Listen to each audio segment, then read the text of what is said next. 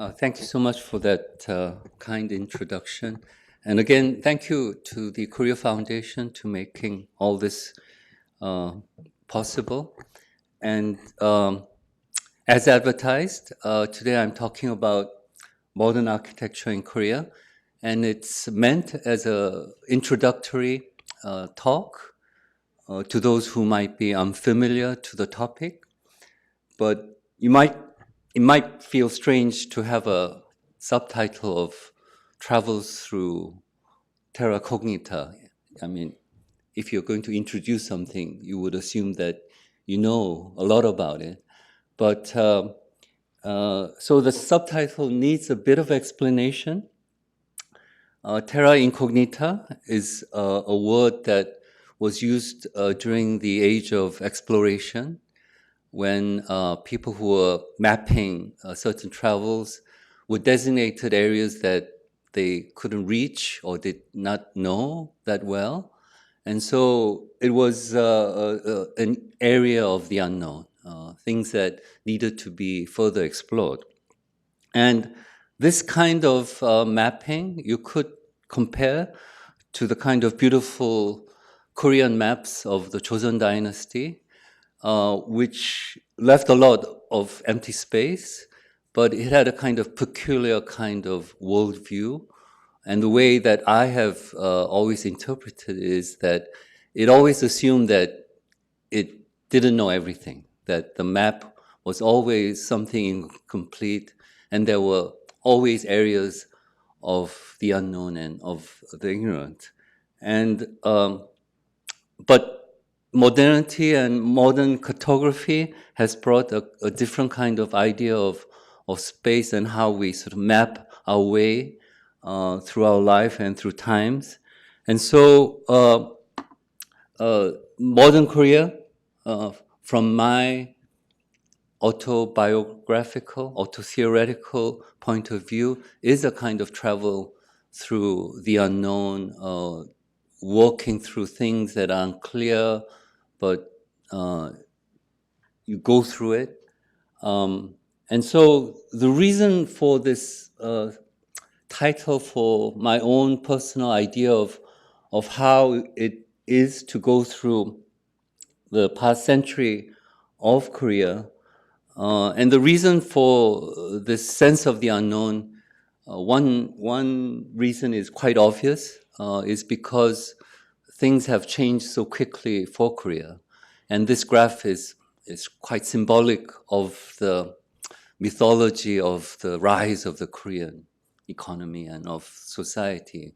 And so in the past 70 years, Korea has risen from one of the Korea's poorest nations in the world to one of the powerhouses economy in the world. And so things have changed so quickly that one doesn't know what's happening. One can't really grasp what the meaning of the change was. And so this, again, this speed has created this sense of the unknown. And another reason is more kind of conceptual gap that has been created because of this transformation. And this is, I think, a fundamental assumption that I always present in the way that we approach Korea.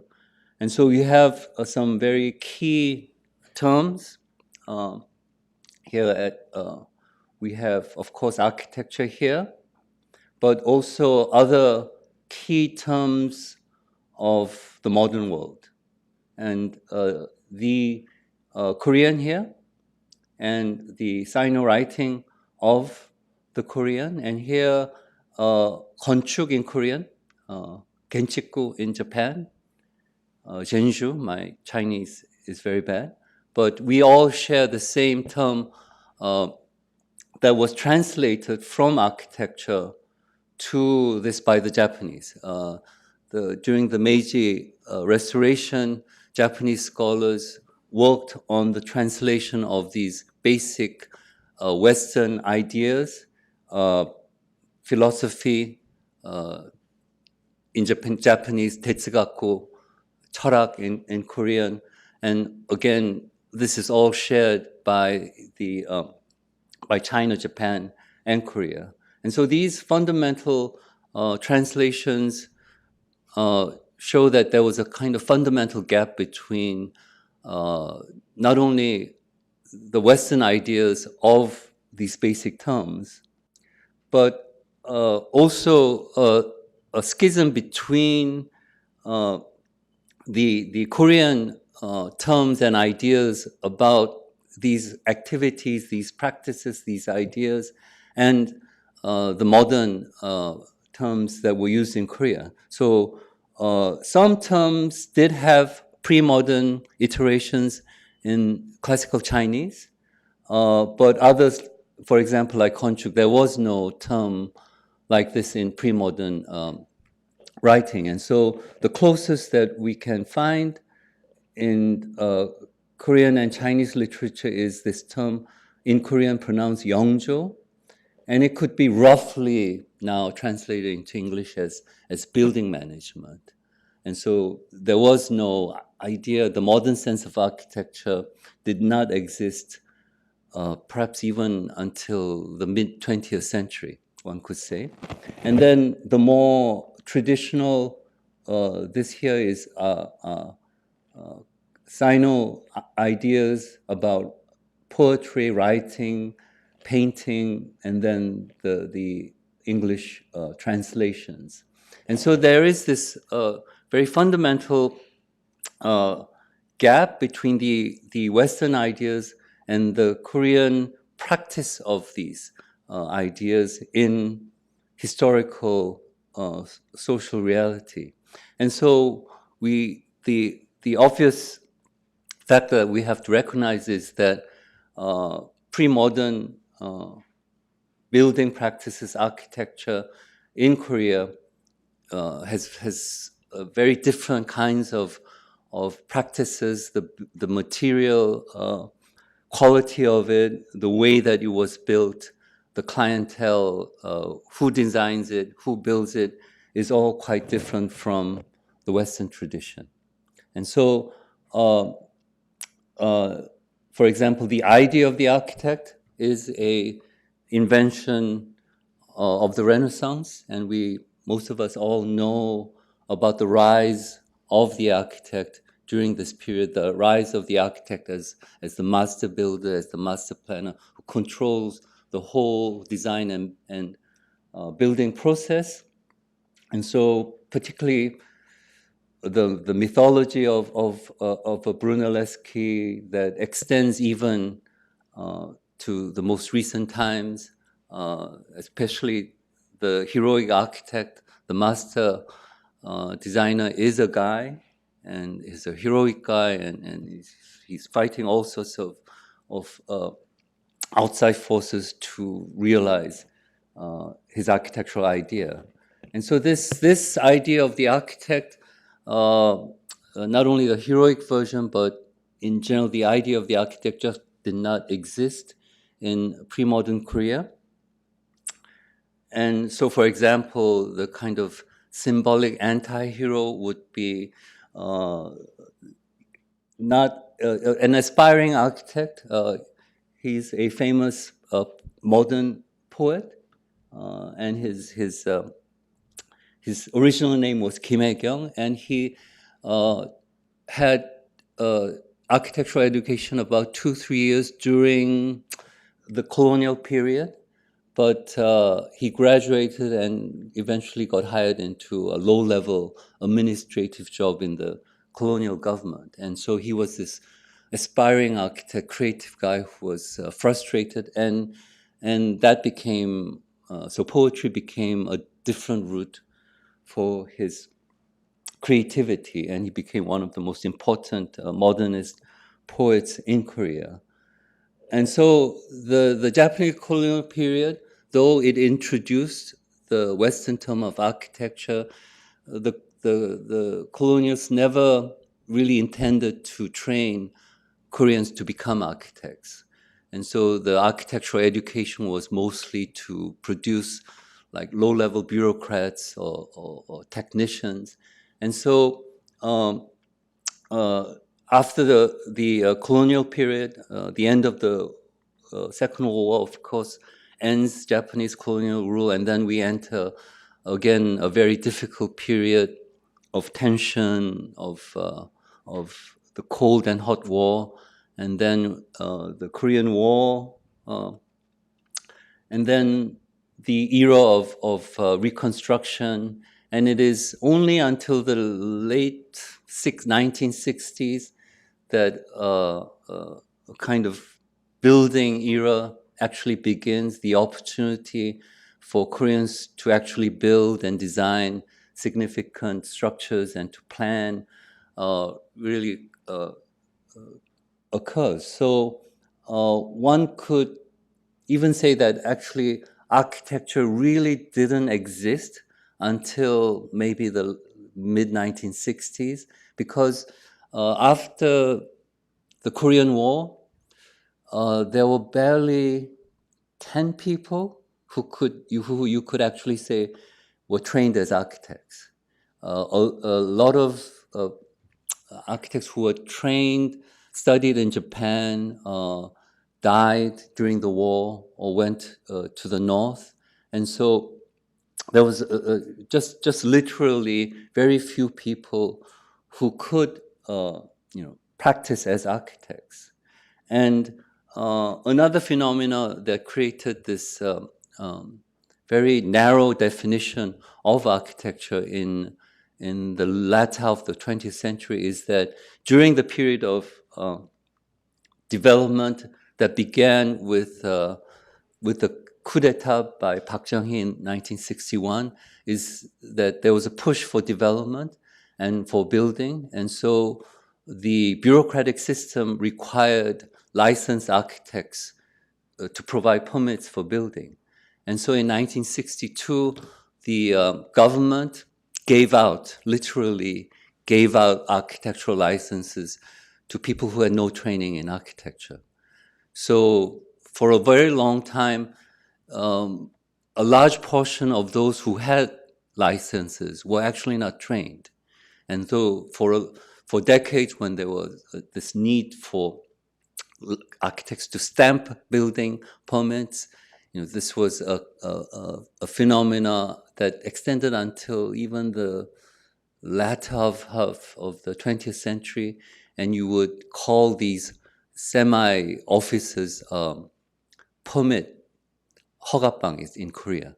And so these were people who had license but were not trained. And so the idea of what an architect was for the larger society, for bureaucrats, for politicians.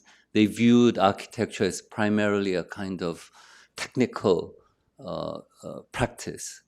And so a lot of important architects did struggle with this very narrow idea of what architecture was in Korean society.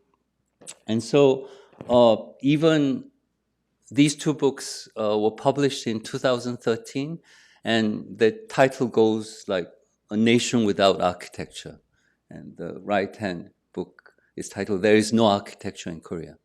And so if you base your idea on what architecture could be or should be in the West, then you could actually make this argument that the Korean architectural practice isn't quite what we think it is through the Western lens. And so from a historian's perspective, of course there is architecture, there was architecture, but the issue is always how to describe this, how to understand this peculiar phenomenon, this terra incognita condition of Korean architecture. And so in my own practice as a historian and a critic, this was written basically 20 years ago, so things have changed. But as I attempted after my PhD in studying primarily a Western tradition, was that there was no historical architectural tradition that I could insert myself, that there was no archive. And at that point, there was no archive. There literally was no archive. When you had to research something, you had to use personal resources, you had to dig out things that were hidden. And so I wrote that I seemed trapped in a shifting timeline, almost forced to look at the present through the eyes of a modernist past, construed through the modern architecture of the West. And so there was the sense that though I was writing about the past, that I was creating a kind of new narrative about the present and a potential future. And so by writing about the present, one creates a past. And so this is the way that sort of I maneuver through this a terrain of the unknown. But of course, things change. Now we do have a couple of important archival institutions. Now I think the nature of research has changed. So this is not a unchangeable condition. And of course, there are important architectural monuments, particularly in the post-1960s, that of course quite worthy of in-depth study, of meaningful criticism. For example, one of the most notable early works of the latter half of the 20th century by Kim Jung-up, the French embassy and residence. And Kim Jung-up was one of the few architects who actually had direct contact with the main figures of modern architecture. So he was a disciple of Le Corbusier for about 3 years during the 1950s. He worked for Chandigarh, actually. And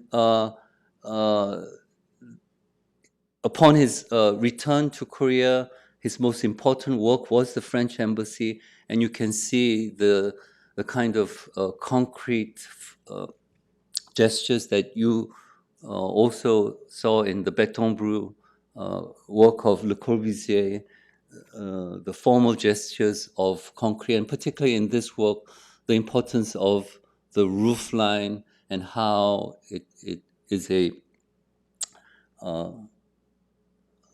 show of homage to the Korean roof tradition and its curves and the kind of double roof system, the flat roof, and then you have a second roof that creates this this roof image. The same architect would turn around and do this kind of thing. So he had quite modernist sensibilities, parallel with what we could call postmodern or pastiche or kind of traditionalism. This is slightly later during the 1980s.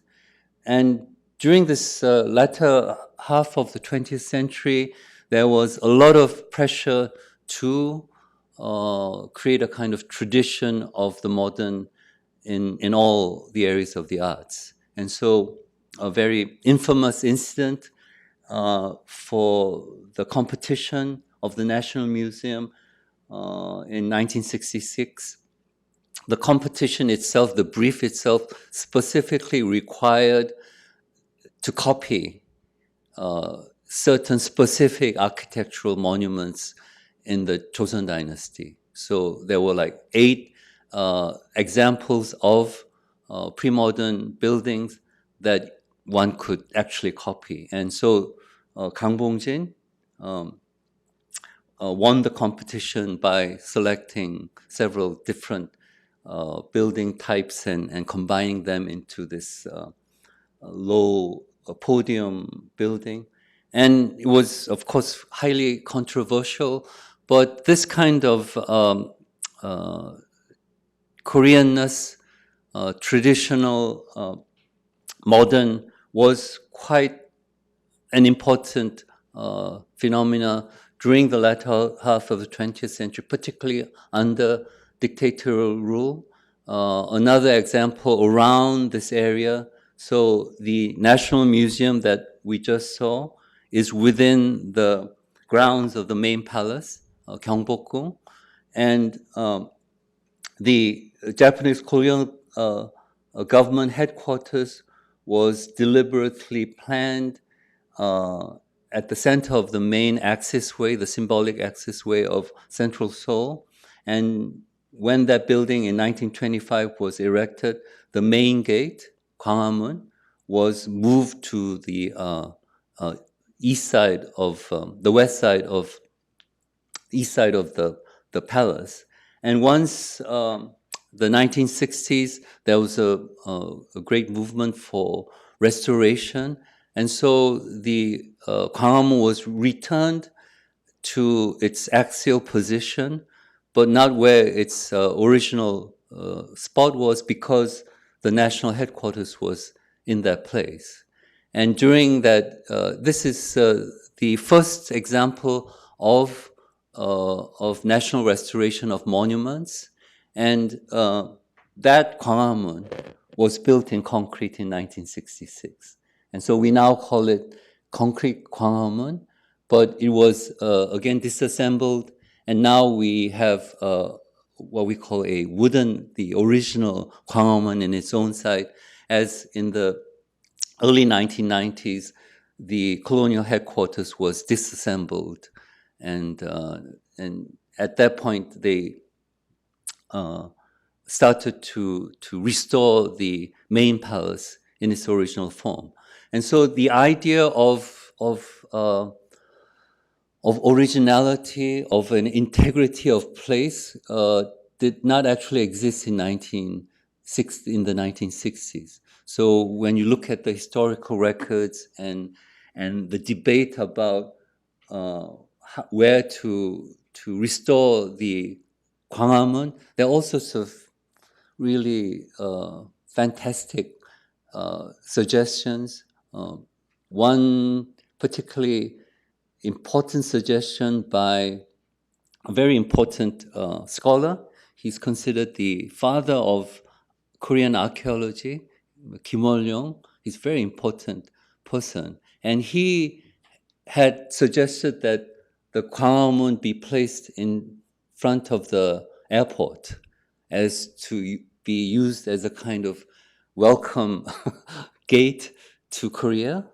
And so this respected authoritative figure in archaeology could imagine that this gate could be at any different place. And so there's this idea that a very fragmented idea of what the city could be, what architecture was.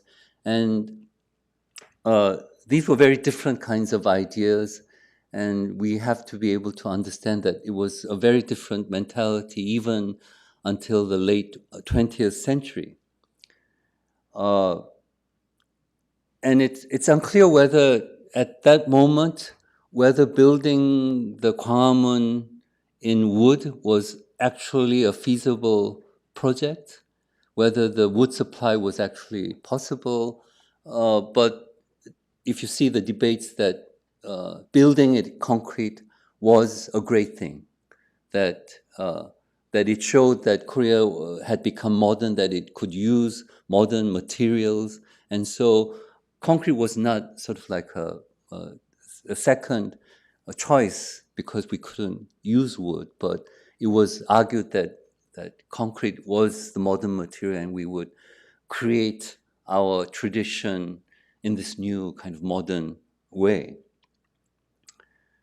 And so one way to understand the nature of Korean architecture is the kind of very restrictive material system that Korea, I think, still is under. And so if you look at the map of the cement production centers during the colonial period on the left, on the right, and then after liberation and a kind of aid during the aid economy period, the central drive was to quickly create centers of building material production, and the go-to material was cement.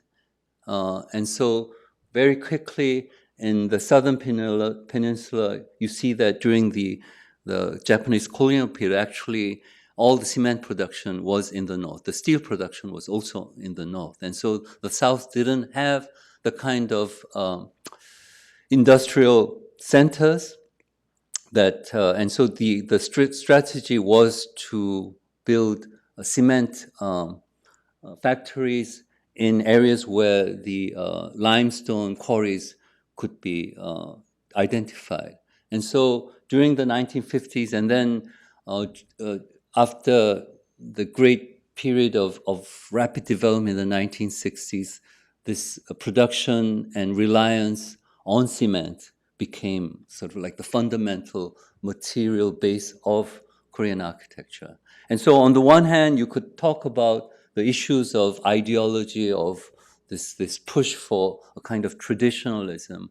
But on the other hand, if you consider the material basis of it, that this is a kind of concrete system, and there were very few alternatives to that material.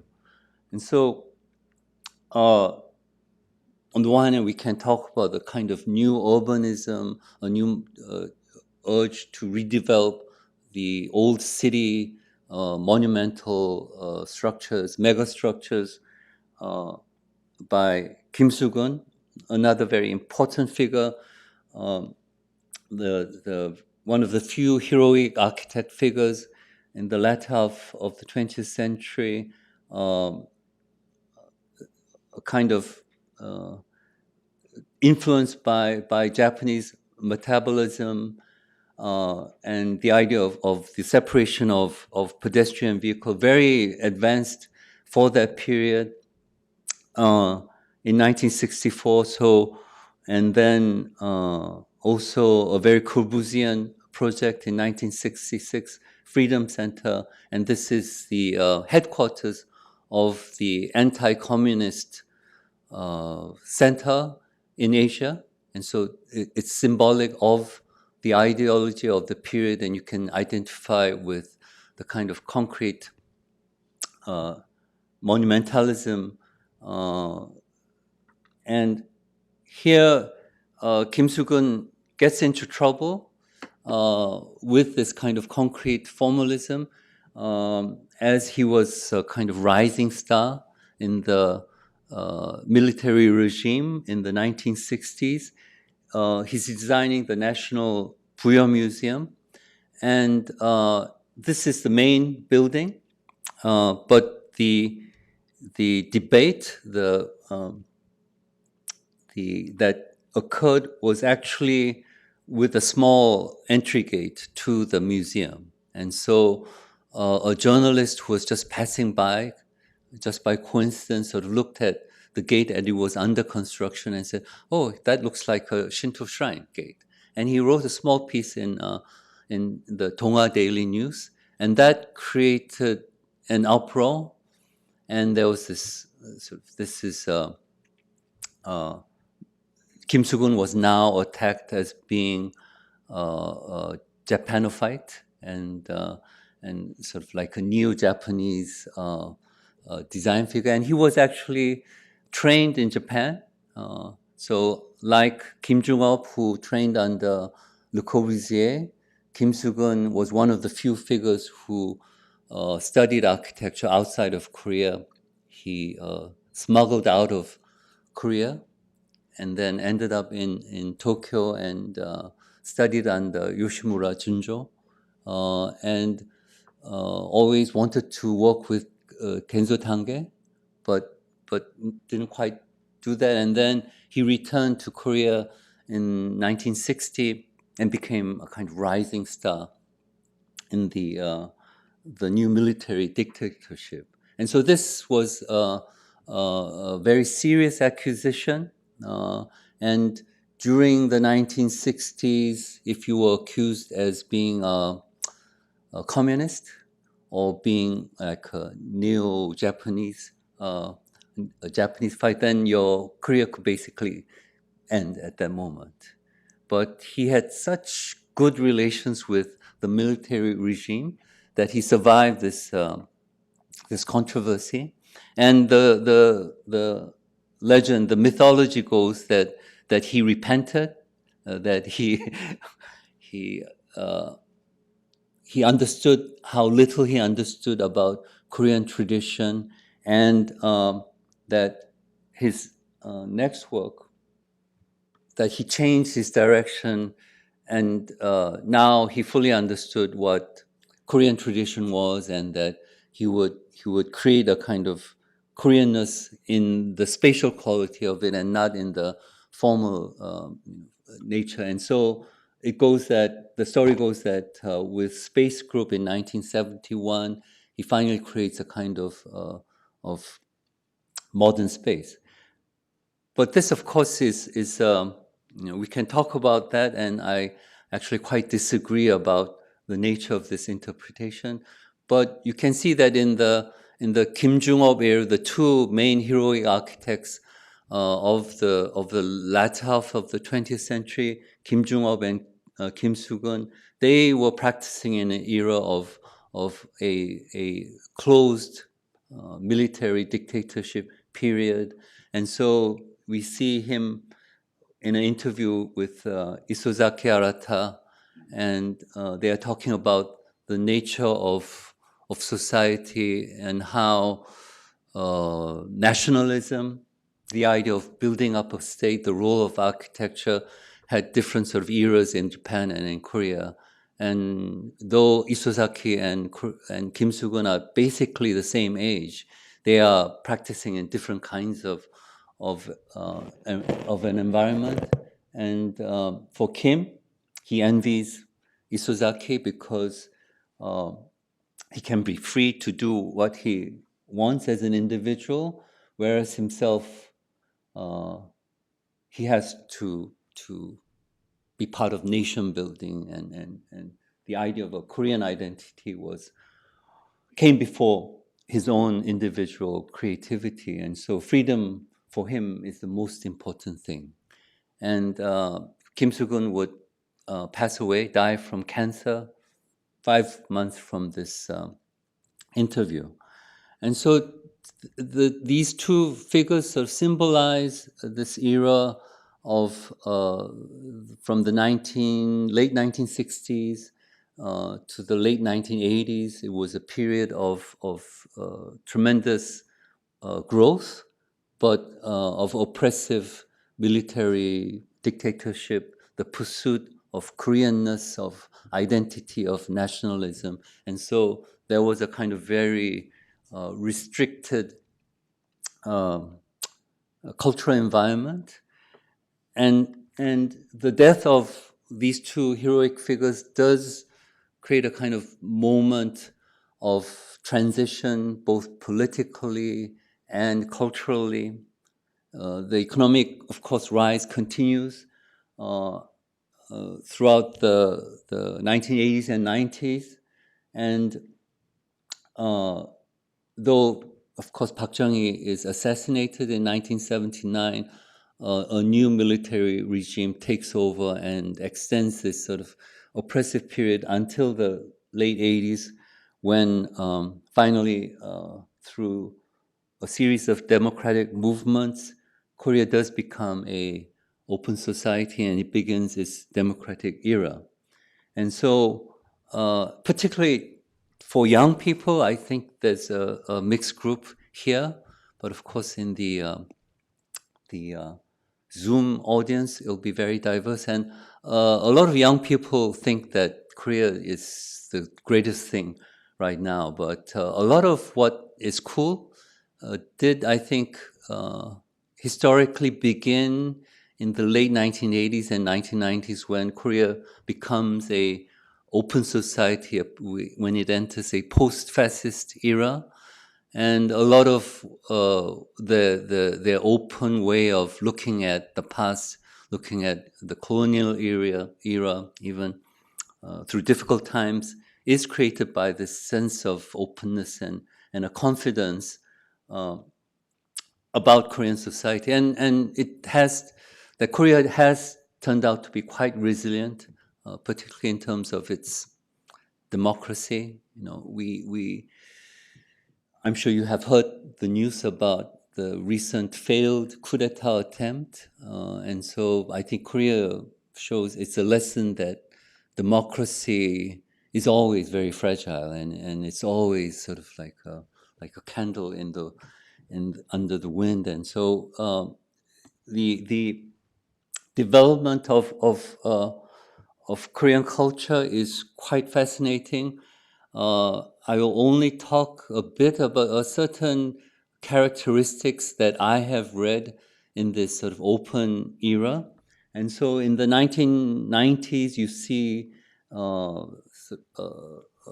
several important phenomena, the explosion of the need for housing, and the expansion of the metropolitan area, the growth of population, the building of new satellite towns around Seoul, and the whole sort of urban structure of the nation begins to change from the late 1980s on, and the spatial transformation of moving towards a open society is very specific and palpable. The largest plaza that was used during the military dictatorship for parades, military parades, and mass sort of festivals is now an open park, a green area in now what is now one of the central financial areas in Seoul. You see, for large open interior spaces, a stadium that was used for like political rallies, sort of like when dictators would be sort of automatically given a sort of second term. These kinds of spaces are now spaces of entertainment, of popular culture. And so these large interior spaces become an important part of everyday life. And what was once dominated by a concrete system, we now see a very rare occasion still of steel construction. And actually, I'm quite honored to have the architect of, I just showed two images, but Mr. Kim Jong-sung, who is the architect of these two buildings, is actually here. He has retired for about 16 years or so. And since his retirement, he's been living in New York. And so he's right up in the front seat. And you may have the opportunity to meet him after my lecture. And so he studied with Mies van der Rohe in the 1950s and 60s, and came back to build very important high-rise offices, open spaces, and even with the rise of the steel industry in Korea, and Korea for a long time was per capita the largest steel producing country in the world. And even with that industrial infrastructure, Korea didn't produce I-beams for structural uses until the early 1980s. And so even now, I think steel is not creatively used in architecture. There are zoning, building code restrictions that make the use of steel very difficult. And so these are very unique examples of a more diverse kind of architecture after the 1990s. Now we have different attitudes toward the past. There's a growing confidence that the past we can accept it and we can be creative about our approach to the past. So a very important project where an existing industrial facility was transformed into a open park. It created a kind of momentum to reuse industrial facilities. Wonderful landscape architect Jung Young-sun. The respect of the past, a different kind of attitude to the past, brings about creative interpretations of pre-modern architecture. And so now what we call Bukchon, the North Village, which was a key residential neighborhood during the Joseon Dynasty, now everybody goes there. This is like a tourist attraction right now. We are suffering from over-tourism, new phenomena, quite recent, but then this area is just packed with tourists all around the year. And for a long time, even until the 1990s, the general consensus, general feeling about these, what we call hanok, the Korean house, was very negative, that this was a hindrance to modern development, that it was unsanitary, it was stuffy, but after, so during the 2000s, there's a movement to preserve even the humblest of hanok, and so that's why we still have some of these remaining neighborhoods. So scholarly understanding, architectural creativity intervening with the small hanok, and kind of understanding of how the system worked. And hanok is very peculiar within the wooden architectural tradition of East Asia. So this basic system is shared by China, Japan, Korea, and Vietnam, but the way it has evolved is quite different. And the hanok is unique in that, is very particular in that it uses it's an incomplete structure, in the sense that if you take out the meaning of architect structure, that it can stand by itself, and other elements can be taken out and it would sort of be sturdy enough. But in the Korean hanok, it is an incomplete structure in that the columns are not fixed into the foundation. So they're just placed on top of the stone foundation. So they will actually collapse if you take out all the elements. And the roof is heavy. It's deliberately made heavy. There's earth in that. So in terms of insulation, it's a quite interesting, actually, idea to make the roof heavy. But that is actually counterintuitive to what normal architectural structures tend to be, that you want to lighten the load of the roof. And so, for example, the Japanese roof became much more lighter. It became streamlined. It became straight. But the Korean hanok sort of continued this sort of heaviness. And so, for example, when you see the stone foundation or the window elements or the walls that are part of the in between the columns, actually these are structural elements, and so they are part of the whole structure, which makes it very difficult to understand in structural terms. But it does create this idea of the platform. So in Korean architecture, in the hanok, the thing that you must really understand is the floor area. And so this is a recent renovation of a series of hanok into a flagship store of a very, popular cosmetic brand. And the architect Cheok is one of the best architects in Korea, particularly in his sort of sophisticated approach to the hanok. And so one of the understandings of Hanok, the way to understand it is that the floor is the key, both in terms of structural capacity, but also in terms of the way of life and the materiality of the space. And so the way that the space is occupied is defined by the floor, the nature of the floor.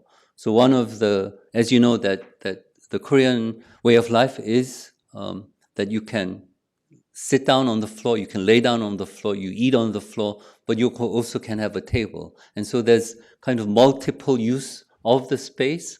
And so in this case, in a very ordinary house, the floor is what we call ondol. So it's a radiated heat floor. There's heated flues under the floor.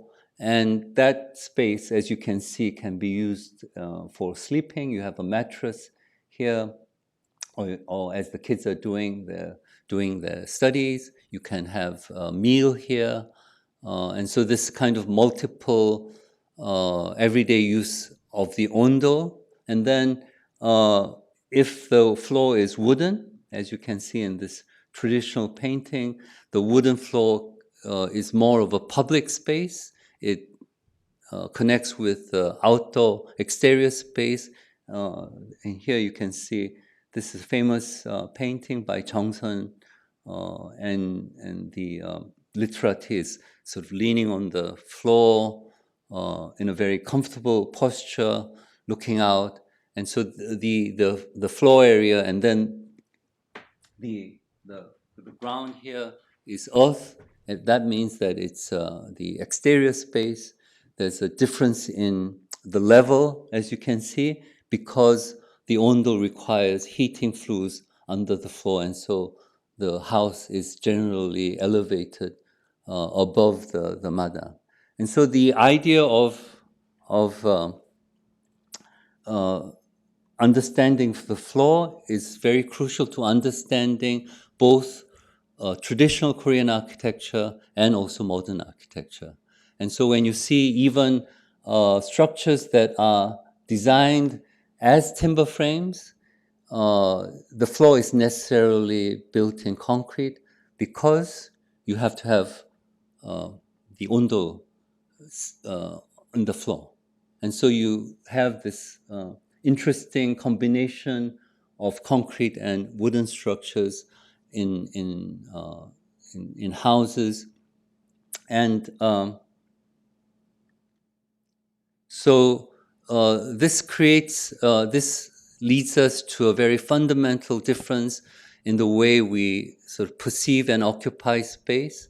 And so, of course, in terms of painting and artistic space, there's a very basic difference between the perspectival tradition of the West and even in this 18th century rendering of Mount Kumgang, which is considered a real view painting, meaning that the painter actually went to the mountains, saw it, but unlike the Impressionists who had like the canvas actually on site, the painter would come back to his studio and reconstruct that and draw it out. And so the idea of how you organize space, how you visualize it, for a long time was very different. Of course, in the West also, the Renaissance is a very important point where perspective is introduced. And so the nature of the Korean space, you can compare that with the way that the artist or the painter approaches the canvas. And so on the right, you see Joshua Reynolds' typical posture of drawing a landscape, standing up, looking at the horizon, the landscape in a kind of perspectival view. On the left hand, you see a modern painter, Kim Hwang-gi, in his New York studio, and he has his canvas on the table in a horizontal position and is very comfortably drawing, an abstract, a famous actually abstract painting And you can compare that to the Western painting tradition, where Jackson Pollock having the canvas on the floor was a radical gesture. It was a moment of transition in the Western painting, in the history of Western painting. But in Korea, this is having the canvas on the floor is a very comfortable way of just drawing, not only drawing, but also showing the painting. So in traditional Korean painting, the work could be displayed in all sorts of different ways. It could be a vertical on the wall. It could be a kind of folding uh, the folding, I forget the name, 병풍. It's uh, on the inside of the room. It could be on the table. It could be a scroll, so you could view it sitting down, standing up. And so the way that one views and draws a painting also indicates the kind of diverse way that one would occupy a Korean house. And so, for example, you can see in a lot of modern Korean houses the different kinds of scales, the different position of the windows. And so this is a house by the Korean architect Sung Sang, and you can see the lower windows close to the floor. And what that means is that it's not a kind of formal gesture of having light on the floor, but that you're actually sitting down on the floor. Barry, I don't know whether you remember this moment, actually. And so that's me. And this is Barry, who's in the audience by coincidence. And we're having tea on the floor. And so the different kinds of postures and gestures, you can see that there's a pond outside of the house, and the surface is different. You can see the wooden maru on that area. And so there's different ways that the house is organized by the nature and the material of the floor. And so I sort of call that this kind of variegated floor, the house of multiple postures, the expressive floor. And this is part of the larger convention.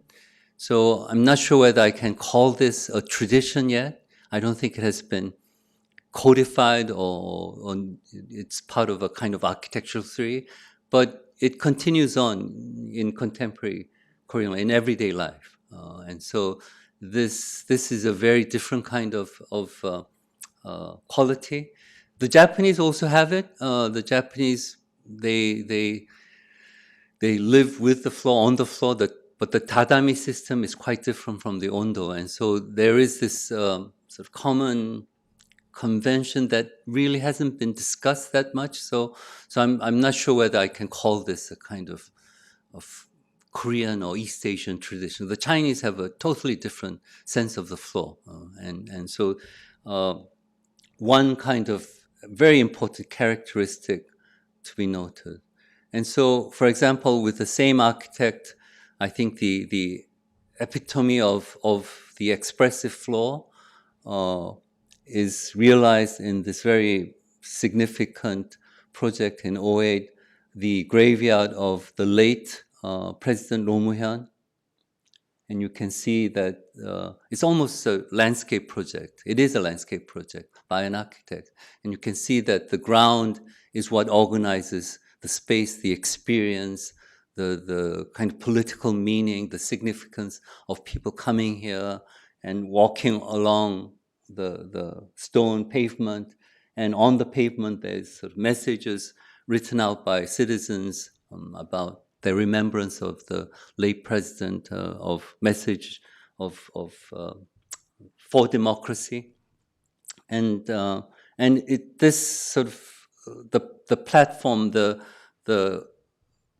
expressive floor links to a very fundamental tradition. I think this is shared by the West and the East of the platform, the podium, as a very fundamental element of space, and in its primary function, of course, is to distinguish different kinds of spaces. And so one of the most important projects in Korea, we ourselves call it the Parthenon of the East.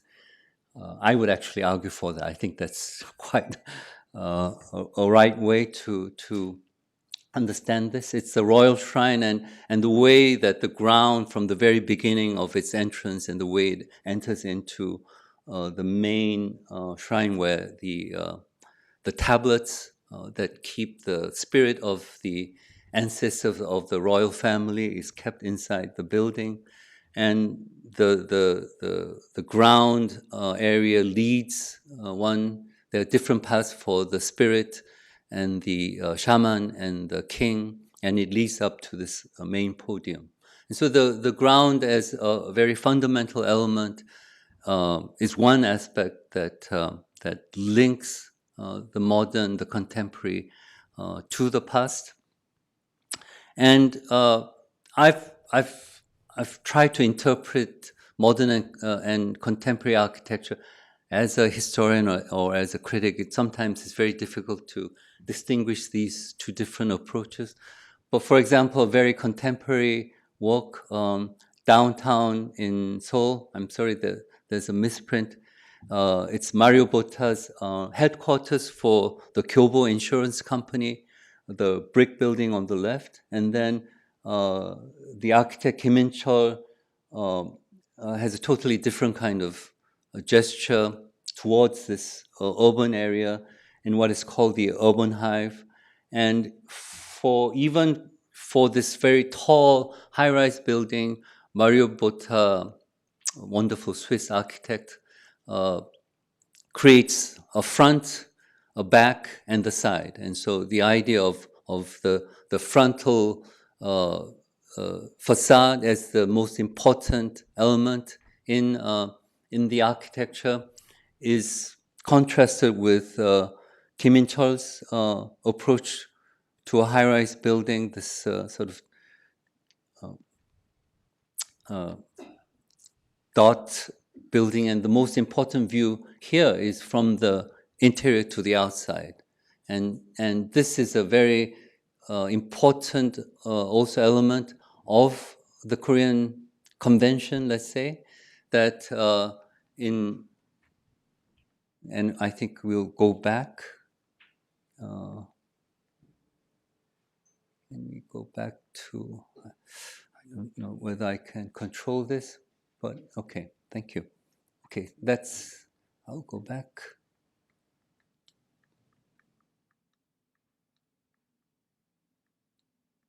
So if you remember, there were two early slides where I'm comparing a traditional Confucian academy, and you can see in this photograph, this is taken from the most important position in this institution, this facility, where the teacher of the academy would position himself in, again, though you can see that it's a wooden floor.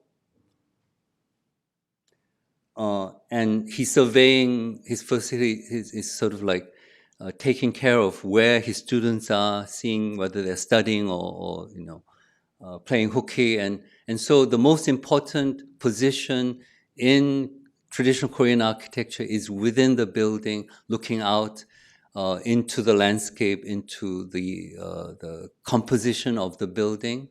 Whereas in the West, the most important, traditionally, position is in front of the building, looking at its main facade. And so the main facade sort of organizes the interior. That was what Palladio was excellent in doing. And so this, again, is a very fundamental difference from the Korean understanding of space. And for example, you could bring a term called 좌향. This is a part of an idea of what in China is called feng shui, but in Korean is pungsu.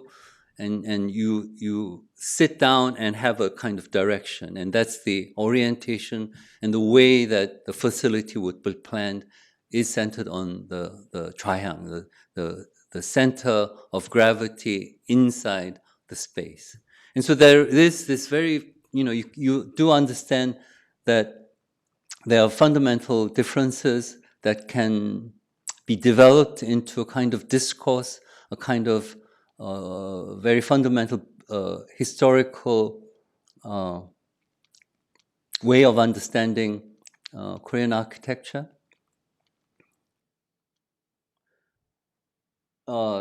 And these have been, this kind of discourse has been scattered.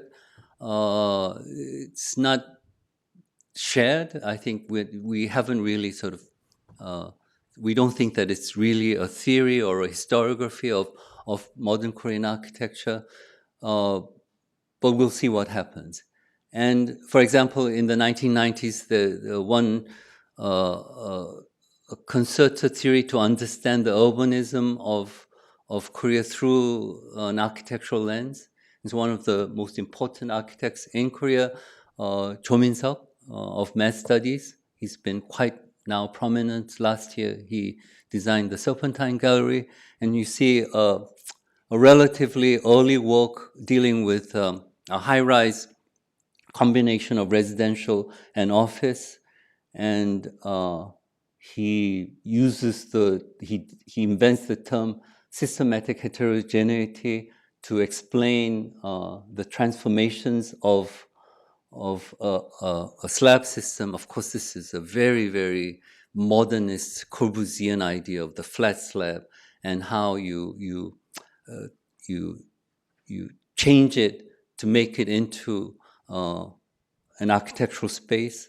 And he does sort of like similar movements that is comparable to the domino frame and what Corbusier and others did throughout the 20th century. He punches holes in it, he puts landscape in it, and that is how he sort of disrupts the systematic nature of a very homogeneous urban spatial system.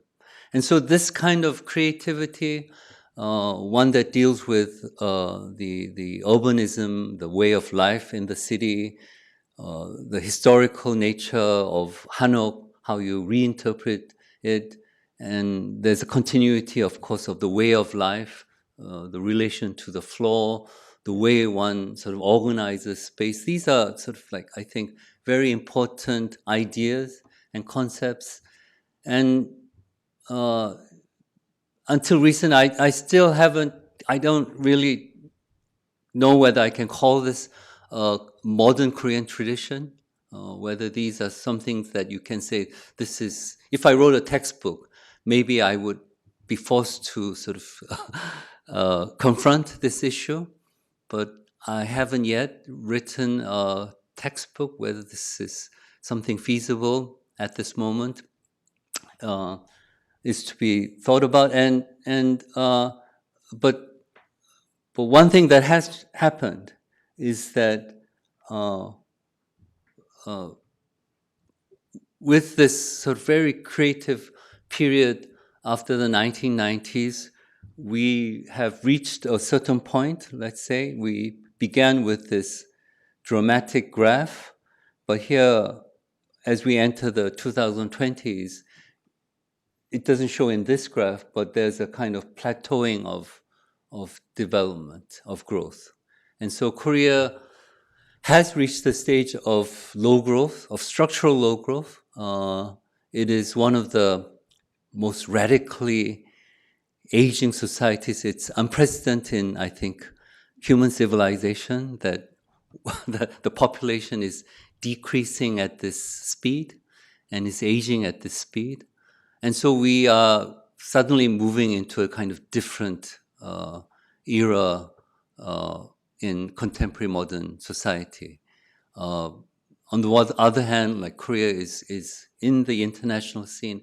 Everybody is interested in how to understand it, how to engage with it.